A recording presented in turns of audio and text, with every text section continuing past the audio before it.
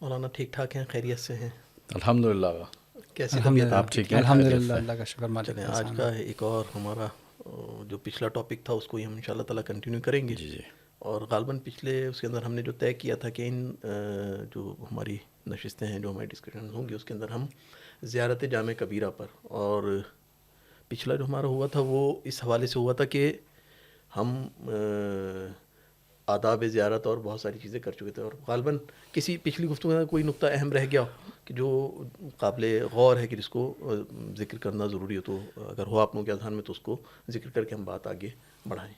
جی، ہمارے ظاہراً ہماری پچھلی گفتگو کے اندر جو ہے وہ آخری جو گفتگو ہوئی تھی وہ اذن دخول کے حوالے سے ہوئی تھی، جس کے اندر مولانا صاحب جو ہے نا بڑے اچھے اور زبردست نکات جو ہے نا بیان فرما رہے تھے. تو مجھے لگا کہ شاید کچھ نکات اس میں رہ گئے ہیں جو مولانا صاحب بیان کرنا چاہ رہے تھے. جی بالکل.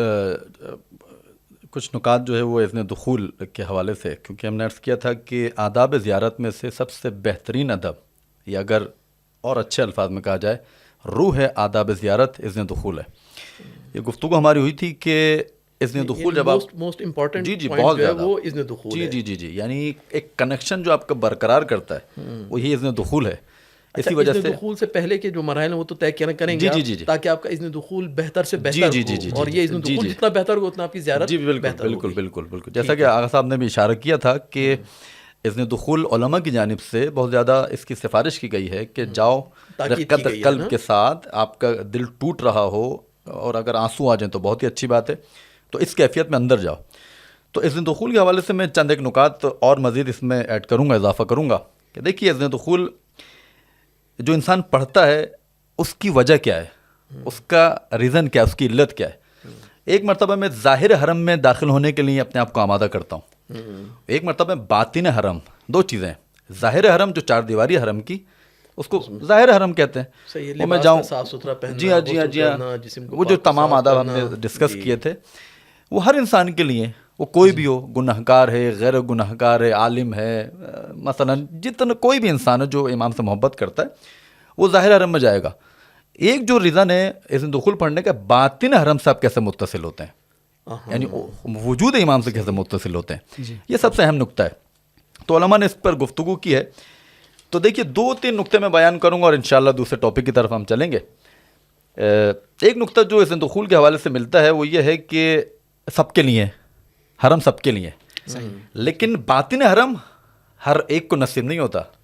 کس کا کتنا کنیکشن بنتا ہے، کس کا تعلق کتنا امام سے بنتا ہے، جو ذریعے میں موجود ہیں، امام حجت جو ہمیں دیکھ بھی رہے ہیں، ہماری بات بھی سن رہے ہیں، ہمارے مقام کو بھی دیکھ رہے ہیں، تو اس سے ہمیں متصل ہونا ہے. تو علماء نے یہی بیان کیا اگر اس سے متصل ہونا ہے تو اذن دخول کی تلاوت کرو. یعنی ہمارا کنیکشن اس مقام امام سے ہونے کے لیے اذن دخول. جی ہاں بالکل. اصل اہم کنیکشن وہی ہے کہ امام سے آپ کتنا متصل ہو رہے ہیں، صاحب ذری سے، حجت خدا سے کتنا متصل ہو رہا ہے. تو اسی وجہ سے کہا گیا ہے کہ اذن دخول پڑھیں. ذری کا بوسہ دینا بھی آداب میں سے ہے، لیکن صاحب ذری سے متصل ہونا جی اصل کمال زیارت، اصل کمال یہی ہے. کمال زیارت جسے آپ نے بیان کیا، کمال زیارت یہی ہے کہ آپ امام حجت سے جو صاحب ذری اس سے اپنے آپ کو متصل کریں. اس کو تعبیر بڑی اچھی ہے، اگر ہم اس کو اس طرح بیان کریں کہ ظاہری آنکھیں تو کھلی ہوئی ہیں، آپ کی ذری کو دیکھ رہے ہیں، لیکن کاش کے باطنی آنکھیں بھی کھل جائیں، صاحب ذری کو بھی دیکھ سکیں. جی اور آپ کے کان اس طرح سے کھل جائیں کہ باطن جو صاحب ذری اس کے کلام کو بھی سن سکیں آپ. جی بالکل ایسا ہی ہے. اور اسی ذیل میں بہت سارے واقعات بھی ملتے ہیں کہ جو ہے وہ لوگ سلام کرتے تھے امام کو. یہی اذن دخول جن کا اچھا ہوگا، رقت قلب جتنا باطن امام سے متصل ہوگا اتنا ہی امام کو جب آپ سلام کریں گے تو امام جواب جب دیں گے تو آپ کو سنائی دے گا. جیسے امام رضا علیہ السلام کی زیارت کے حوالے سے ہے کہ امام فرماتے ہیں، امام رضا علیہ السلام کی زیارت کے حوالے سے ہے کہ ہم امام کو خطاب کر کے کہتے ہیں کہ یسمعون کلامی و یردون سلامی. بالکل یہ عبارت جی ہاں یسمعون کلامی و یردون سلامی. آپ میرے کلام کو جو ہے نا وہ سنتے بھی ہیں اور میرے سلام کا جواب بھی دیتے ہیں. جی. بعض علماء کی جانب سے ملتا ہے کہ بعض علماء جب مشہد امام رضا علیہ السلام کی زیارت کو جاتے تھے تو باہر سے سلام کر کے واپس آ جاتے تھے. کہا آپ اندر تو گئی نہیں، کہا جو کرنا تھا ہو گیا، وہ ارتباط جو برقرار کرنا تھا وہ ہو چکا ہے، تو پلٹ جایا کرتے تھے. کہ وہی اذن دخول جس کا مضبوط ہوگا، رقت قلب، ایک اتصال امام معصوم کے ساتھ، وجود امام کے ساتھ جو صاحب ذریعے، اگر یہ ہو گیا تو آپ کی زیارت جو ہے وہ کمال زیارت آپ کو حاصل ہو جائے گی. اسی وجہ سے تاکید کی جاتی ہے کہ اذن دخول پڑھا جائے. اللہم انی وقفت علی باب من ابواب بیوت نبیک. یہ جب کہتے ہیں کہ پروردگار میں ٹھہرا ہوں تیرے نبی کے دروازوں میں سے ایک دروازے کے اوپر. کوئی عام دروازہ نہیں ہے. ہر گھر میں داخل ہونے کے لیے آپ اجازت لیتے ہیں, ایک عام گھر میں داخل ہونے کے لیے آپ اجازت لیتے ہیں. قرآن کی آیت بھی ہم نے پڑھی تھی. تو جب یہ گھر مخصوص گھر ہے جو بیوت انبیاء کہلاتے ہیں, جو بیوت ائمہ کہلاتے ہیں, اس میں جب آپ جائیں گے تو ایک خاص پروٹوکول کے ساتھ. خاص پروٹوکول کیا ہے؟ حرم میں داخل ہو رہے ہیں آپ بلڈنگ میں, اور ایک بار اس باطن میں جی بالکل فرق دو داخل ہو رہے ہیں. آپ نے فرمایا, مجھے یہ حدیث یاد آ گئی, انا مدینۃ العلم وعلی بابها فمن اراد المدینۃ فلیأتها من بابها. جی. اسی وجہ سے ایک آخری نقطہ بس میں بیان کروں, انشاءاللہ پھر اپنے دوسرے ٹاپک کی طرف اپنی بحث کو آگے بڑھائیں گے. دیکھیے اسی وجہ سے اذن دخول میں ایک عبارت ملتی ہے, میں ترجمہ پیش کروں تاکہ اب وقت ہمارا بچ جائے, کہ پروردگار مجھے وہ اجازت دے جو تو نے اپنے بہترین زائر کو دی ہے. یہ بہترین زائر کون ہے؟ یہ وہی بہترین زائر ہے جس کا اتصال باطنی امام معصوم کے ساتھ بن جائے. یہ اگر بن گیا تو یہ بہترین ظاہر ہے. اس لیے آپ جاتے ہیں رقت قلب پیدا ہو, ایک خاص آپ کے اندر سے ٹوٹ رہے ہوں آپ, اگر یہ کیفیت ہے تو پھر آپ اندر جائیں, اس زیارت کا پھر الگ ہی مزہ آپ کو نظر آئے گا. ویسے یہ بات ہم یہ کر سکتے ہیں کہ کیونکہ ابھی دور امامت حضرت حجت صلوات اللہ علیہ, اور ہم ان کے واسطے جو ہے وہ روزی روٹی تمام آسمان و زمین جو ہے نا وہ ان کی وجود کے واسطے جو ہے نا وہ کھڑا ہوا ہے. جی بالکل اپنی جگہ پر جو ہے نا وہ قائم ہے. تو ہم کیا یہ کہہ سکتے ہیں کہ بہترین زائر معصومین علیہ السلام کے امام زمانہ ہیں, جو اپنے اجداد اور اپنے والد محترم کی اور اپنے اجداد طاہرین کی جو ہے نا زیارت فرماتے ہیں؟ بالکل ایسا ہی ہے. اور اس اذن دخول سے ہم اللہ سے مطالبہ کرتے ہیں وہ زیارت جو امام زمانہ کو نصیب ہوئی ہے, اس زیارت میں سے کچھ جھلک بھی ہم کو نصیب فرمائے. جی آغا نے بہت اچھی بات چھیڑی اور بہت ہی اچھے نقطے کی طرف اشارہ کیا کہ ہر ایک کو نصیب نہیں ہوتا, خاص افراد کو یہ اجازت نصیب ہوتی ہے. ٹھیک ہے نا, خاص زائر بہت کم لوگ بنتے ہیں. اس کو اگر متصل کریں آپ سلمان کے ساتھ, جناب سلمان مثلا جب جاتے ہوں گے, آپ امیجن کریں, تصور کریں, جب جاتے ہوں گے جناب سیدہ کے دروازے پر, تو اجازت ویسے ہی ملتی ہوگی جیسی وہ مانگتے ہوں گے, کیونکہ جو کیفیت, رغبت, اشتیاق جو ہوتا تھا امام علی علیہ السلام سے ملنے کا, جناب سید سے کچھ حاصل کرنے کا, رسول خدا کی خدمت میں جب پہنچتے ہوں گے تو جناب مقداد جیسے افراد, جناب سلمان جیسے افراد, یا جناب قمبر جیسے افراد, تو ایسے افراد جو ہے وہ یقیناً بہترین طریقے سے اجازت کے مستحق قرار پاتے ہوں گے. ٹھیک, یعنی فرد بفرد یہ اذن دخول جو ہے وہ فرق کرتا ہے. بالکل, لیکن اذن دخول ضروری ہے اس لیے, اور یہ اذن دخول علامت ہے قبول کی, قبولیت دخول. یعنی اذن باقی آپ کو داخل ہونے کا اذن مل گیا کب, کہ جب آپ کا قلب جو ہے وہ خاش ہو جائے. اس لیے مزار میں, کتاب مزار کے امام شدی نے جو ہے وہ ایک عبارت نقل کی ہے کہ کھڑے ہو جاؤ دروازے کے اوپر خشوع و خضوع کے ساتھ اور گریہ کرنا شروع کرو. اور جب تمہارا قلب ٹوٹ جائے, جب تمہارا رقت قلبی پیدا ہو جائے اور ایک ایسی کیفیت قلب پر طاری ہو جائے, تو سمجھ لو کہ تمہیں داخل ہونے کا اذن مل گیا. جیسے کہ گزشتہ ہم نے گفتگو میں اسی بات کی طرف اشارہ کیا تھا کہ جب تک آپ کا قلب اس قابل نہیں ہوگا تب تک آپ کو ویسا اذن نہیں ملا. یعنی جب آپ کے اوپر گریہ طاری ہو جائے گا, اس مطلب کہ آپ کو داخل ہونے کا اذن مل گیا. اور جیسا کہ آپ نے بھی اشارہ کیا تھا کہ علماء کھڑے رہتے تھے گھنٹوں, جب تک یہ کیفیت نہیں ہو جاتی تھی تب تک وہ داخل نہیں ہوتے تھے. اور کہتے کیوں نہیں داخل ہو رہا ہے آپ آگا, اس لیے نہیں داخل ہو رہا کیونکہ ابھی ہمارے اوپر وہ کیفیت طاری نہیں ہوئی کہ جس کو ہم دخول کا اذن کہیں, یعنی داخل ہونے کا اذن کہیں کہ ہمیں اجازت مل گئی ہے. خیر, یہ ایک اذن دخول کی بحث. اور ایک اہم بحث اسی ذیل میں جو ہے وہ ہے تاریخچہ زیارت. یہ زیارت جو ہے وہ کب سے ہے؟ یعنی بہت سارے لوگ یہ سوال کرتے ہیں, ہم جب عوام الناس میں بیٹھتے ہیں تو بھئی یہ زیارت جو ہے وہ اب شروع ہوئی ہے زیارت, یعنی بعد میں جب کربلا کا واقعہ ہو گیا یا غیبت کبریٰ کے بعد, غیب زورہ کے بعد مختلف انداز میں اس کو ذکر کرتے ہیں. یعنی یہ اس تاریخچہ زیارت کو کس طرح سے ہم ذکر کریں گے؟ تاریخچہ زیارت کے حوالے سے اس سے پہلے کہ میں اس میں جو ہے نا وہ ایک عرض کروں آپ کی خدمت میں, میرے جو پہلی ہماری گفتگو ہوئی اذن دخول کے حوالے سے, اس میں ایک چھوٹا سا سوال جو ہے نا وہ میرے ذہن میں آیا, میں رہ گیا, وہ سوال پوچھ لوں کہ فرض کریں اگر کوئی زائر جاتا ہے, بہرحال زائرین کے حالات مختلف ہوتے ہیں اور وہ اذن دخول بھی پڑھتا ہے لیکن اس کو وہ رقت قلب اور وہ حاصل نہیں ہوتی, تو کیا واپس پلٹ جائے یا نہیں, زیارت کرے؟ نہیں, زیارت تو کرنی ہے اس کو, لیکن ہاں مطلوب زیارت جو ہے وہ کمال زیارت کے لیے بہرحال اذن دخول. پھر پیچھے بہت ساری چیزیں ہیں میرے خیال میں, اگر اس کو ہم دیکھیں تو میرے خیال میں یہ اذن دخول میں کیوں ایسی کیفیت کیوں نہیں ہوتی ہر ایک کی؟ جی کوئی نہ کوئی تو وجہ ہوگی. کہ بعض کی ہو جاتی ہے اور بعض کی نہیں ہوتی. لیکن اگر نہیں ہوتی فرض کریں اس کا مطلب یہ نہیں ہے تو کیا اس کا مطلب یہ کہ واپس پلٹ جائیں ہم اسی کیفیت کے ساتھ آئیں؟ نہیں، کوشش بھی اچھی ہے، لیکن کیا مثلا یہ ایسی چیز ہے کہ ایسا تو نہیں ہے کہ مثلا اگر مجھے رقت حاصل نہیں ہوتی، معصوم کی بارگاہ میں مثلا مجھ سے کوئی بے ادبی سرزد ہوگا کہ رقت نہیں ہوئی ہے مجھے، یا میرے اندر جو ہے نا وہ کیفیت حاصل نہیں ہوئی ہے، کیفیت آئی نہیں ہے، ایسا تو نہیں ہے؟ نہیں، ایسا نہیں ہے، بالکل قطعاً ایسا نہیں ہے. بظاہر جو ہم دیکھتے ہیں ائمہ طاہرین کی سیرت کو بھی دیکھتے ہیں، یعنی بظاہر جو سیرت ہمیں نظر آتی ہے، گنہگار سے گنہگار شخص بھی آتا ہے، تو ایسا نہیں کہ معصوم اپنی بارگاہ سے اس کو دھتکار دیتے ہوں. نہیں، کہتے ہیں تم مریض ہو، گناہ تمہارا مرض ہے، اس کا علاج بھی ہمارے ہی پاس ہے. جی ہاں، ہمارے پاس آؤ گے تو اس کا علاج بھی ہم ہی کریں گے. ہاں، مگر یہ کہ جو انسان صحت مند ہے وہ اپنی صحت کو اور بہتر کر کے آئے گا، اور تو وہ اتصال اس کا اور بہتر برقرار ہوتا ہے. تو ایسا نہیں کہ پلٹ جائے یہ شخص. خود یہ یاد ہے معصومین علیہ الصلوۃ والسلام، خود روایات میں بھی ہے جیسا کہ آقا نے بیان کیا، ذکر اہل البیت شفاء من الوعک والاسقام. خود ذکر یاد کرنا ان کو، خود یہ تمام بیماریوں سے شفا کا باعث بنتا ہے. خود ذکر وہ جو اس نے کیا ہے، جو چل کے آیا، جو زحمات برداشت کی، حل جزاء الاحسان الا الاحسان، دار عادتکم الاحسان و سجیتکم کرم جو ہم زیارت جامع کبیرہ میں موجود ہیں. تو یہ پورا ان کا وجود کرم ہی کرم ہے، ان کی عادت احسان کرنا ہے. یا کچھ روایت اس مضامین سے بھی ملتی ہیں ہم کو کہ کوئی گناہ گار تھا، وہ امام کی خدمت میں حاضر نہیں ہو رہا تھا. جب امام سے اس کی ملاقات ہوئی تو امام نے اس کو کہا کہ تم کسی بھی حالت میں ہو لیکن ہم سے کبھی بھی منہ نہ موڑو. جی، ایسی ایک روایت ہے. خود ایک داستان جو ملتی ہے، جو شیخ باہی کی جو مشہد میں موجود ہیں، دفن ہے، بہت بڑے عالم ہمارے فقیہ عارف.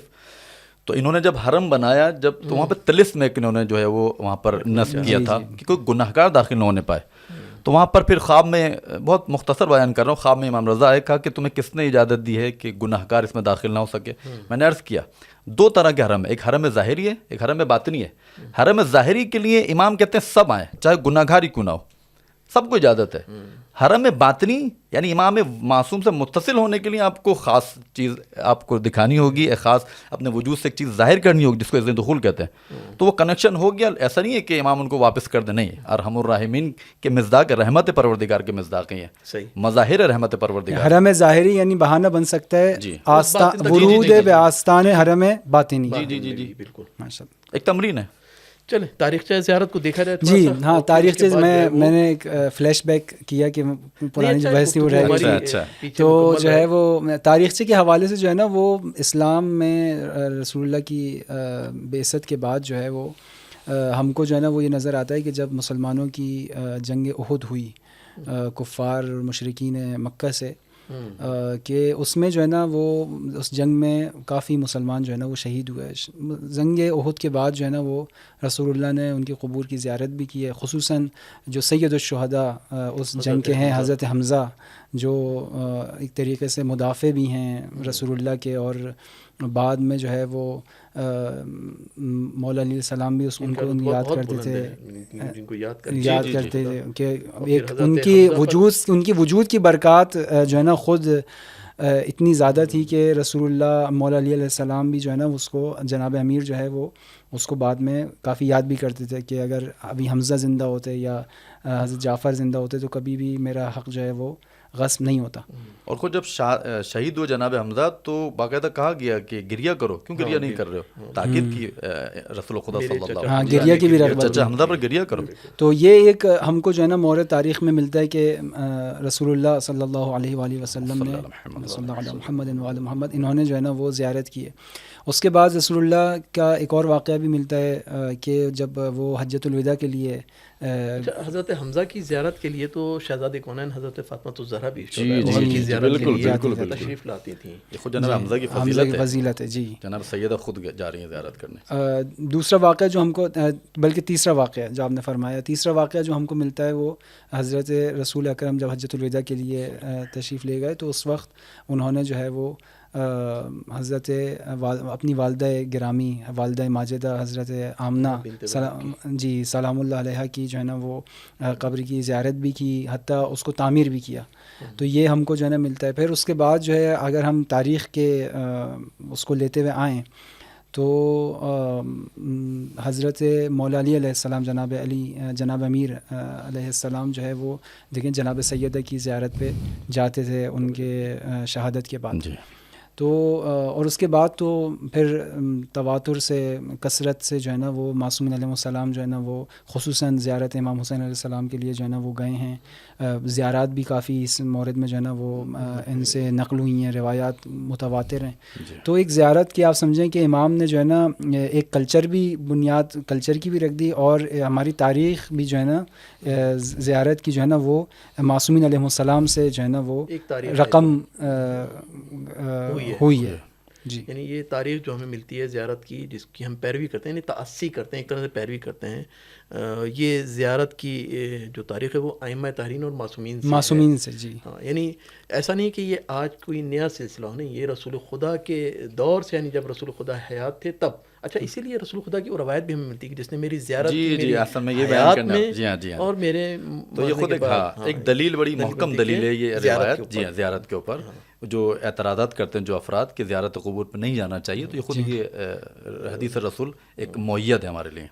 اسی لیے بہت سارے جو وہ افراد کے جو قائل نہیں تھے زیارت کے, ان میں سے بھی بعض افراد جب آئے ہیں زیارت کے لیے رسول خدا کی, تو کسی نے پوچھا کہ آپ کیوں آئے تشریف لائیں یا زیارت کے لیے آپ کیوں آئیں, آپ کو تو نہیں مانتے, آپ کہیں گے نہیں, جب رسول زندہ تھے جی ہاں تو جو اصحاب تھے ان کو تو رسول کا ہاتھ بھی میسر تھا چومنے کے لیے, رسول کے بال بھی میسر تھے دیکھنے کے لیے, اس سے بھی تبرک لے سکتے تھے, اور رسول کے وضو کا پانی تک جو ہے لوگ جمع کر کے اس سے جو ہے تبرک لیا کرتے تھے.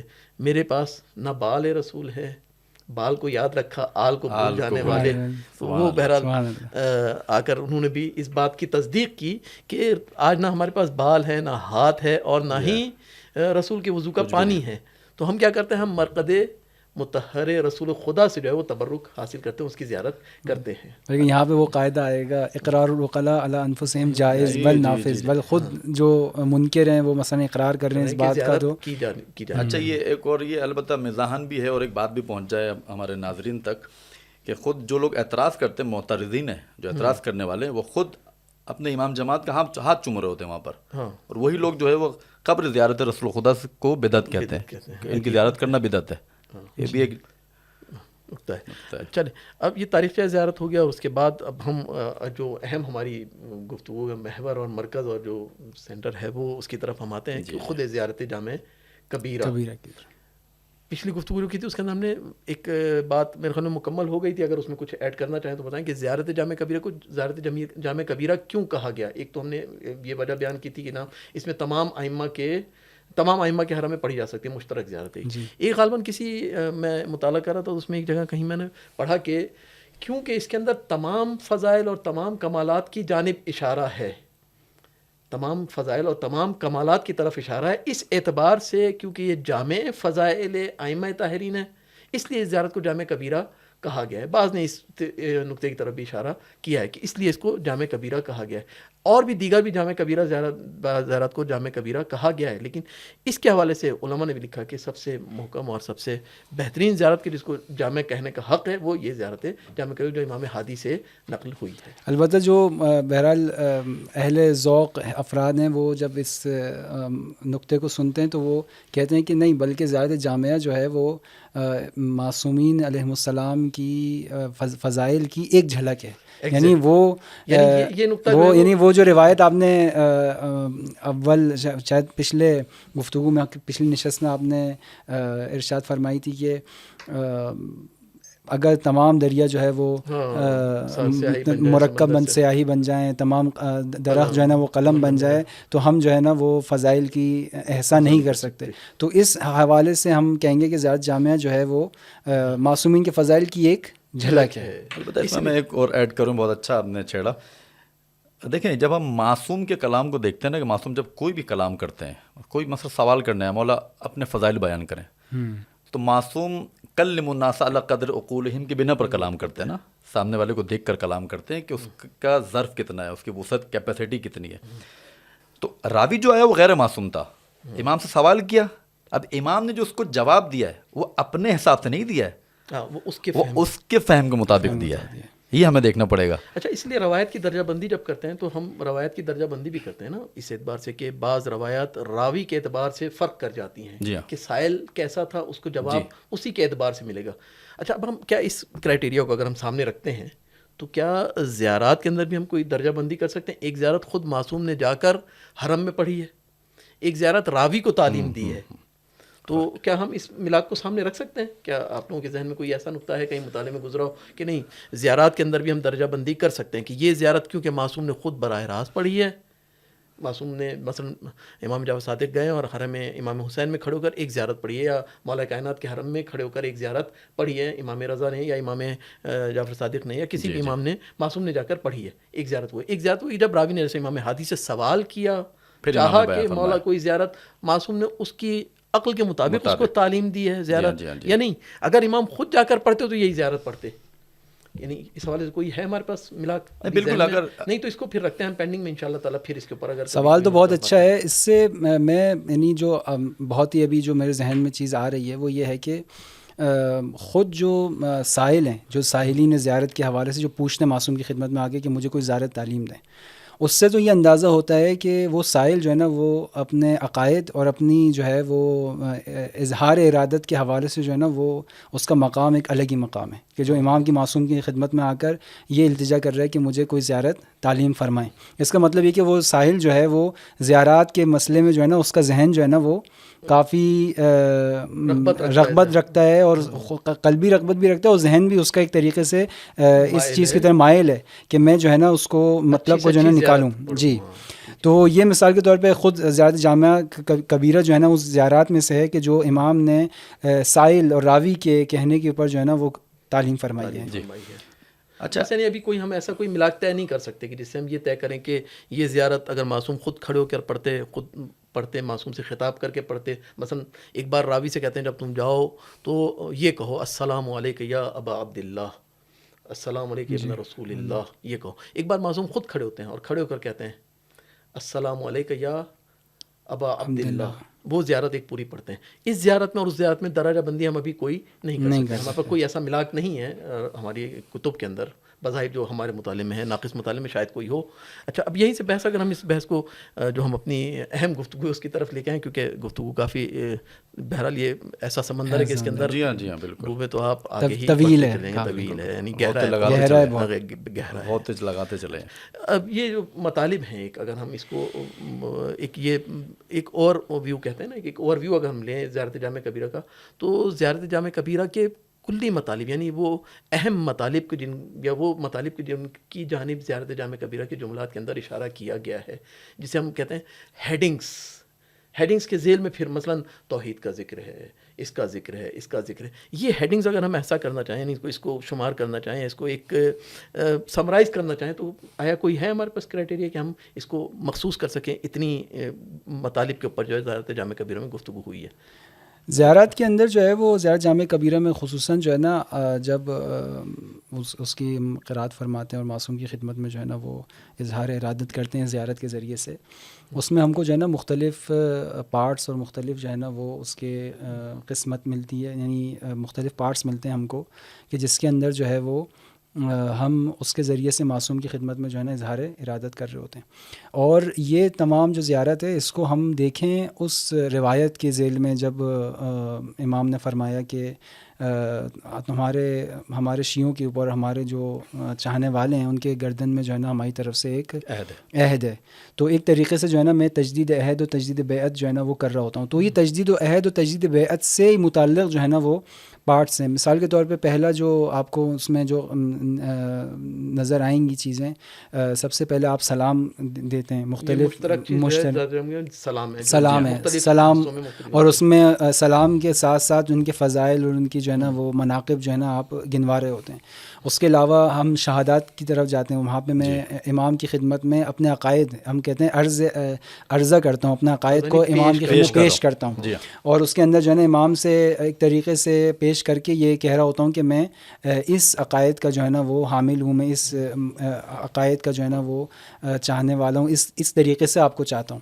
تو وہ بھی خود معصومین علیہ السلام کا تعلیم کردہ ہے. شہادت دیتا ہوں. پھر اس کے بعد میں مختلف عبارات جیسے اشہد انکم سابقون فیما مضی، اس طریقے سے جو عبارات ہیں. یا اس شہادت کے اندر بھی ہم پہلے اللہ کی کے وحدانیت کے اوپر شہادت دیتے ہیں, رسول اللہ کی جو ہے وہ رسالت کے اوپر اور نبوت کے اوپر شہادت دیتے ہیں, اور اس کے بعد جو ہے نا معصومین علیہ السلام کے مناقب کو ذکر کرتے ہوئے ان کی ولایت کے اوپر جو ہے نا ہم کیا کرتے ہیں, شہادت دیتے ہیں. بس یعنی اب تک جو ہے وہ 3 ٹاپک, ایک سلام مشترک ہے جی, اور اس کے بعد شہادات ہیں. خود شہادت بھی 3 چیزوں پہ مشتمل ہے. اوپر شہادت شامل مشتمل ہے. 3 طرح کی شہادت جو ہمیں زیارت جامع کبیرہ کے جملات کے اندر ملیں گی. ٹھیک ہے مولانا, ایسا ہی ہے؟ جی بالکل. اچھا, اس کے بعد جو ہے وہ اور اگر ہم ٹاپکس اس کے علاوہ جو ہے نا پھر ہم کے اوپر ہم تفصیلی گفتگو کرتے ہیں. اس کے علاوہ پھر ہم جو ہے نا وہ کچھ ایسی عبارات ہم کو ملتی ہیں کہ جو ہم اپنا جو ہے نا محبت اور اپنے ارادت, اپنی محبت کو جو ہے نا وہ اظہار کر رہا ہوتا ہوں, اپنی مودت کا اظہار کر رہا ہوتا ہوں. اظہار کیوں کرتے ہیں ہم مودت اور محبت؟ یہ کیا خود دلیل نہیں ہے کہ میں چل کر حرم میں اور زیارت کرنے کے لیے کھڑا ہوا ہوں اور پھر بھی میں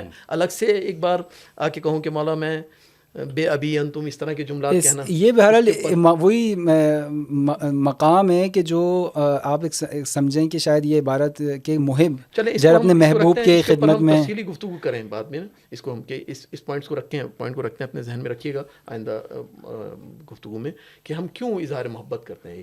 یہ تیسرا ٹاپک ہو گیا ہمارا. اور جو اس کے یہی عبارات ہیں بے ابی انتم و امی, جس سے ہم اظہار ارادت کرتے ہیں. پھر اس کے بعد یہ جو دلیل کی جو ہے نا جو اظہار ارادت ہم کرتے ہیں اس کی عبارات بھی خود ہم زیارت کے اندر پڑھتے ہیں. مثلا عرض کرتے ہیں معصوم کی خدمت میں کہ بموالاتکم علمنا اللہ معالم دیننا. یا اس کو تفصیل سے گفتگو کریں بعد میں انشاءاللہ اس عبارات کو جو ہے نا ہم تفصیل سے گفتگو کریں گے. پھر اس کے بعد جو ہے نا ہم دعا و توسل کرتے ہیں. جیسے مختلف خود زیارت جامع کبیرہ جو ہے نا مختلف فقرات میں اپنی مختلف پارٹس میں جو ہے نا وہ زیارات پہ دعاؤں کے اوپر مشتمل ہے, توسلات پہ مشتمل ہے. اللہم انی لو وجدت شفاء اقرب الیک من محمد و اہل بیتہ لجعلتہم شفعائی. بالکل. تو اس طریقے جو عبارات ہیں یہ دعا و توسل کے اوپر جو ہے نا وہ مبنی ہے, اور اس طریقے سے کافی دعائیں جو ہے نا وہ ہم جو ہے نا خود زیارت جامع کے اندر اللہ سے مانگ رہے ہوتے ہیں معصوم کی خدمت میں. اس حوالے سے کوئی ہے مولانا کہ ہم جا کے سلام سے ہی کیوں ابتدا کرتے ہیں؟ السلام علیکہ یا السلام علیکم یا اہل بیت النبوہ, زیارت جامع کبیر کے جیسے ابتدا ہے, یا دیگر زیارات کے اندر بھی سلام کے لفظ کے اندر کوئی خاصیت ہے, کوئی خصوصیت ہے کہ سلام کا لفظ بار بار ہے؟ دیکھیے جب آپ اور زیارت جامع کبیرہ میں تو ہر اس کے اندر فقرے کے اندر جو ہے وہ سلام کئی بار تکرار ہوا ہے. جی جی, جب ہم اذن دخول پڑھتے ہیں, اذن دخول پڑھنے کے بعد دیکھیں سب سے پہلا جو کلمہ ہے, سب سے پہلی جو ترکیب آپ استعمال کرتے ہیں السلام علیکم یا اہل بیت النبوہ, اس کا تعلق ہے اس کے ساتھ. جب آپ کی وہ قلبی کیفیت بن گئی, اب جب معصوم کی بارگاہ میں جا رہے ہیں, اب جب وہ سلام پیش کریں گے تو یقیناً وہ پورے وجود سے آپ کے باہر آئے گا. یعنی گویا اس کے ذریعے آپ متصل ہو گئے تقریباً امام کے ساتھ. یعنی اب میں آپ کی بارگاہ میں اب سلامتی چاہتا ہوں, یعنی مکمل میں سلامتی آپ سے چاہتا ہوں. اچھا, اس کے اندر بھی دیکھیں آپ سیکنڈ پرسن کا جو ہے وہ پروناؤن لے کے آ رہے ہیں, علیکم کہہ رہے ہیں. جی جی جی, یعنی ان کو مخاطب قرار دے رہے ہیں. یعنی مخاطب قرار دے رہے ہیں. اچھا, یہ بھی ہاں جی نقطہ ہے, مقام تخاطب میں آپ ان کو حاضر ناظر جان رہے ہیں. بالکل آپ کے لیے حاضر ناظر ہو گئے ہیں. یعنی گویا اسی عبارت کی طرف, انہی فقرات کی طرف اشارہ ہے کہ تسمعون کلامی تردون سلامی ترون مقامی, کہ مولا آپ حاضر ہیں. یہی تو عقیدہ ہے ہمارا, عرض ارادت یہی ہے. سلام یعنی عرض ارادت. عرض ارادت سلام کے اندر بہت ساری چیزیں پوشیدہ ہیں. یعنی میں آپ کے مقام کو تسلیم کرتا ہوں, آپ کی تمام چیزوں کو مانتے ہوئے یہ سلام آپ کی خدمت میں پیش کر رہا ہوں. کیا ہم یہ کہہ سکتے ہیں سنت سلام جو ہے یہ زیارات کے اندر بھی نظر آتی ہے, اور اس سے پہلے بھی مختلف خود کلام الہی کے اندر جو ہے یہ سلام جو ہے وہ نظر آتا ہے؟ حتیٰ کہ ہمیں وہ حوادث بھی ہیں کہ جب حضرت جبرائیل جو ہیں وہ آئے ہیں, اور آنے کے بعد جو ہے انہوں نے حضرت ختیجہ معراج کے بعد اور جب پہنچے ہیں تو کہا کہ خدا کی طرف سے حضرت ختیجہ کو سلام, اور میرا سلام بھی حضرت ختیجہ کو پہنچا دیجیے. حضرت ختیجہ نے بڑا پیارا جواب دیا تھا کہ جی علیک السلام منک السلام, پورا جواب. یعنی یہ سلام کا, یا وہ آیات قرآن کی جو حضرت عیسیٰ کے حوالے سے ہیں, سلام علیہ یوم ولدت و یوم ابعث حیا, یا سلام علی نوح فی العالمین, یا سلام الیاسین, بہت سارے انبیاء پر سلام پیش کیا. خدا کے اسامی میں سے بھی ایک نام جو ہے وہ سلام ہے. جی ہاں بالکل ایسا ہی. تو یعنی ایسا, اچھا اس کو ہم اس طرح بھی دیکھ سکتے ہیں کہ یہ سلام جو ہے وہ ہم سلام کے اگر معنی دیکھیں, وہ سلامتی اور مختلف انداز میں جو معنی کیے ہیں ان معنی کو مد نظر رکھ کے ہم کہیں کہ السلام علیکم یا اہل بیت النبوہ. ہم جب سلام کریں تو گویا کیا میں اس طرح تعبیر کر سکتا ہوں کہ میں جو مظہر صفات پروردگار ہیں اور خدا کے اسماء الہی کی تجلیات جن کے ذریعے سے متجلی ہوتی ہیں، یعنی خدا کے اسماء تجلی یعنی ظاہر ہوتے ہیں لوگوں کے اوپر، ان میں سے ایک نام ہے سلام. اور یہ سلام کا ظہور یا سلام جو سلامتی جو ظاہر ہوتی ہے وہ ائمہ طاہرین کے ذریعے سے ظاہر ہوتی ہے. بس جب ائمہ سے مجھے سلامتی چاہیے تو کیا کروں؟ سلام کروں گا تو وہاں سے پھر سلامتی نصیب ہوگی. اس لیے کہ السلام علیکم یا ہر قدم پہ، یعنی ایک بار نہیں کئی بار سلامتی، تاکہ آپ کو سلامتی کا نتیجہ کہ وہ رحمت کا فیض جو خدا کی طرف سے بندوں تک آنا ہے وہ کس کے ذریعے سے؟ اہل بیت کے ذریعے سے آئے گا. اور یہ اہل بیت کے ذریعے کب آئے گا؟ جب بندہ اہل بیت سے متوسل ہو جائے گا. یا وہ روایت جو مشہور روایت ہے، اہل سنت نے بھی اس کو کافی نقل کیا ہے، خود ہمارے منامے میں بھی کافی وہ روایت جو ہے نا وہ آپ کو ملتی ہے کہ لولا الحجہ لساقط الارض باہلہا. اور جو ہے یہ بھی اس طریقے سے اسی مضمون اور اس مطلب کا جو ہے نا ایک دوسرا پہلو ہے کہ اگر معصوم کی موجود نہیں ہوں ٹرمینالوجی میں کہہ سکتے ہیں معید ہے، ایک طریقے سے تائید کرتی ہے اس چیز کو. ٹھیک.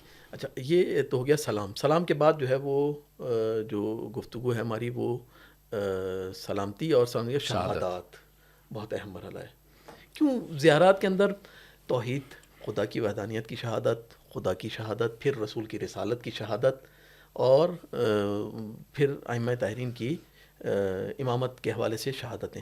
اگر ہم آج کے اس گفتگو میں صرف خدا کی وحدانیت کے حوالے سے گفتگو کر لیں کہ کیوں خدا کی وحدانیت کی شہادت کیوں ہے، یعنی کیا ہے، تو ان شاء اللہ تعالیٰ آج کی گفتگو اگر ہم یہیں تمام کر دیں، صرف ایک پوائنٹ کو ہم ڈسکس کر لیں کہ اشہد اللہ یا اشہد اللہ یا جو بھی عبارات زیارت میں ہمیں ملتی ہیں مختلف زیارت ناموں کے اندر، خود زیارت جامع کبیرہ کے اندر بھی یہ عبارت ہمیں ملی ہے کہ ہم گواہی دیتے ہیں کہ اے خدا تو وحدہ لا شریک ہے. یہ خدا کی وحدانیت کی گواہی کیوں؟ کیا یہ ہم اس طریقے سے اس مطلب کو بیان کر سکتے ہیں کہ بہرحال جب میں تجدید عہد کر رہا ہوں اور اللہ کی وحدانیت کا اقرار بھی اسی تجدید عہد اور تجدید بیعت سے ایک جو ہے وہ متصل چیز ہے. جیسے کہ قرآن کی آیت ہے کہ یا قرآن کی جو آیت ہے وہ اس میں ارشاد ہے باری تعالیٰ کا کہ الم احد علیکم یا بنی آدم ان لا تعبدوا الشیطان انہ لکم عدو مبین وان اعبدونی ھذا صراط مستقیم. تو کیا یہ عوالم قبل میں کوئی ہمارے ساتھ کچھ عہد نہیں کیا ہے اللہ نے کہ اس کے اندر جو ہے نا اللہ کی عبادت بھی ہے، اور اس کے بعد جو ہے نا وہ شیطان سے تبری اور اس کی بھی جو ہے نا اس میں عہد میں شامل ہے. تو وہ دوری اختیار کرنا اور اس سے تبری کرنا دو طرفہ ہے جی، دو جہتیں ہیں. ایک خدا سے قرب، خدا کی ولایت کو تقرب یا تولی خدا کا قرب، اور دوسرا شیطان سے دوری. تو وہ وحدانیت جو ہے نا وہ اس کی تجلی، یعنی اس عہد کی تجلی جو ہے نا ایک طریقے سے ہم کو اس شہادت کے اندر بھی جو اللہ کی وحدانیت ہم دے رہے ہیں اس میں ہم کو نظر آتی ہے. سوال پھر میرا وہی ہے یہاں پر کہ ہم کیوں معصوم کے حرم میں آ کے اس شہادت کو دے رہے ہیں؟ کیونکہ ہم نے یہ بہرحال خود جامع کبیرہ میں بھی آپ یہ عبارت دیکھیں گے بموالاتکم علمنا اللہ معالم دین، ہمارے معالم دین ہے جو ہم خود معصوم کی خدمت میں پیش کر رہے ہیں، تاکہ اس کے اوپر سے ان کی طرف سے بھی ہم ایک اقرار، ایک تائید جو ہے نا لے سکیں کہ بھائی ہماری اقرار ہے یہ ان کی خدمت کیا ہم میں. اس طرح نہیں کہہ سکتے اس کو کہ یہ معصوم کے ہم اس لیے آ کے پیش کریں کیونکہ شہد اللہ ہو، اللہ تمہارے اعمال فسیر اللہ اعمالکم، اللہ تمہارے اعمال کو دیکھ رہا ہے، رسول دیکھ رہے ہیں، اور کچھ ہیں مومنین جو دیکھ رہے ہیں، مومنین سے مراد ائمہ دیکھ رہے ہیں. اس لیے جب آ کے میں شہادت معصوم کے حرم میں خدا کی وحدانیت کی شہادت دیتا ہوں تو اس شہادت کو کون نوٹ کر رہا ہے؟ کوئی کرے نہ کرے، خدا خود نوٹ کر رہا ہے، رسول خدا نوٹ کر رہے ہیں، اور خود ائمہ طاہرین جو ہے وہ نوٹ کر رہے ہیں. اس لیے میں آ کے وحدانیت کی گواہی دوں، پروردگار میرا جو عقیدہ ہے وہ توحید سے شروع ہو رہا ہے، کہاں ختم ہو رہا ہے؟ ولایت پہ ختم ہو رہا ہے. اسی درمیان میں جو ہے وہ سارے عقائد میرے ہیں، سارا دین میرا اس میں خلاصہ ہے. اچھا، ایک نقطہ اس کے اندر اور ایڈ اگر کریں تو میرے خیال سے بہتر ہوگا، وہ یہ کہ 3 شہادتیں کیوں اس میں دی گئی ہیں. سب سے پہلے پروردگار کی شہادت، پھر رسالت کی شہادت، پھر ائمہ علیہم الصلوۃ والسلام کی شہادت. اس کو اگر آپ جوڑیں انما ولیکم اللہ ورسولہ والذین آمنوا الذین، وہ جو ولایت کا سلسلہ ہے، یعنی امام اس میں سمجھانا چاہتے سب سے اوپر جو ولایت پروردگار عالم کی ہے، اس کے بعد رسول خدا کی ہے، اس کے بعد ہم ائمہ علیہم الصلوۃ والسلام تمام اماموں کی ہے.